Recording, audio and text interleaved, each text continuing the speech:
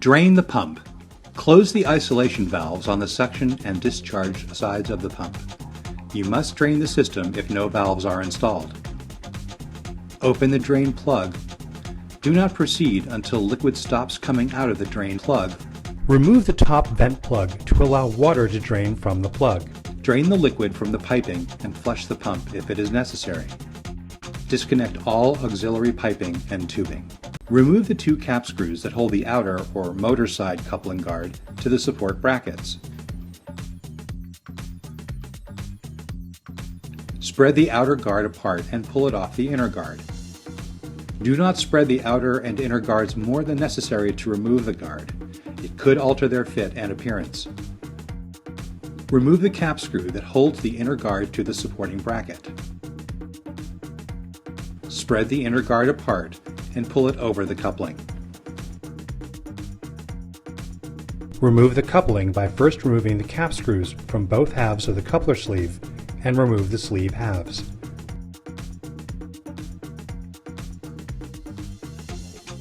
Slide each half as far back as possible on the shaft. Remove the bearing frame and impeller assembly. Remove the support foot cap screws. Loosen the volute cap screws, but do not remove them. Use the cap screws in the jack screw holes for all models except for the 1510-8G. Loosen the bearing frame and impeller assembly from the volute. Remove the seal flushing tube if it is used. Remove the volute cap screws. Remove the bearing frame and impeller assembly from the volute. Remove the impeller. For all models except the 1510-8G, remove the impeller cap screw. Remove the lock washer and the washer. Remove the bearing bracket cap screws from the cover plate. Using a gear puller, pull on the back side of the cover plate to remove the impeller, mechanical seal rotating assembly, and cover plate from the bearing frame assembly. Remove the impeller. Remove the rotating portion of the mechanical seal. If necessary, use a screwdriver to loosen the rubber ring. Remove the impeller key. Remove the cover plate from the bearing frame assembly. Remove the seal insert, the insert gasket, and the retainer if it is used.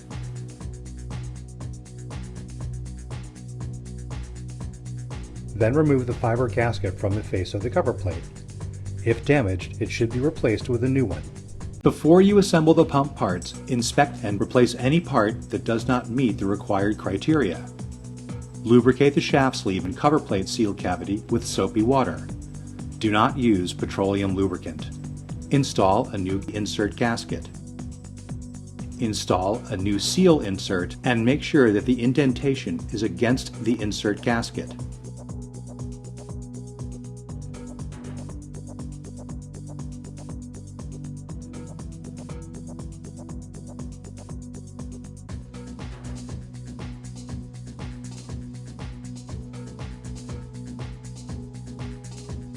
Slide a new rotating seal assembly onto the shaft sleeve.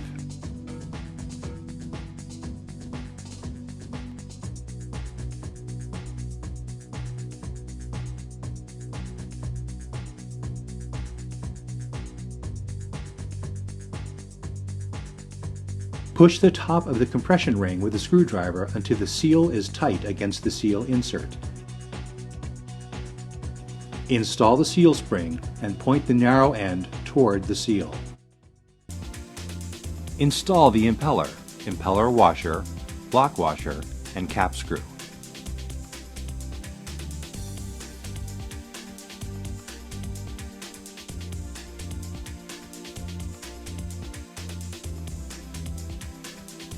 Tighten the cap screw according to the cap screw torque values table. Reinstall the bearing frame and impeller assembly. Install a new volute gasket. Install the bearing frame assembly into the volute. Tighten the volute cap screws according to the cap screw torque values table.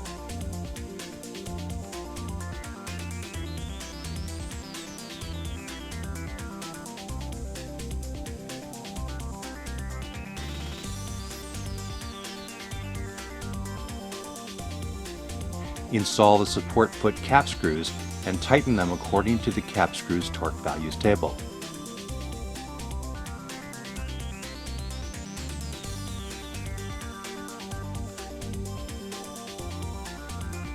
Install and align the coupling.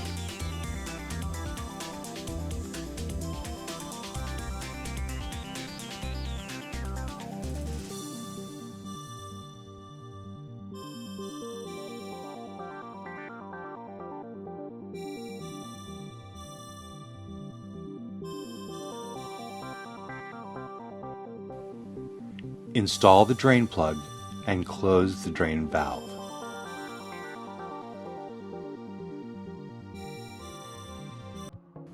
Slide the inner guard into the outer guard. Spread the guards and place them over the coupling. Do not spread the inner and outer guards more than necessary for guard installation, as it can alter their fit and appearance. Straddle the support bracket with the guards and install a cap screw through the hole in the support bracket and guard located closest to the pump.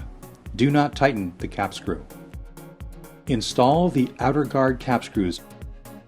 Since the pump shown does not have a motor saddle support bracket, then insert the spacer washer between the holes located closest to the motor in the outer guard and install the 2 remaining cap screws. Do not tighten the cap screws. Position the outer guard so that there is less than 1/4 inch of exposed shaft. Hold the guard in this position and tighten the 3 cap screws. Open the isolation valves and inspect the pump for leaks. Return the pump to service if it is not leaking.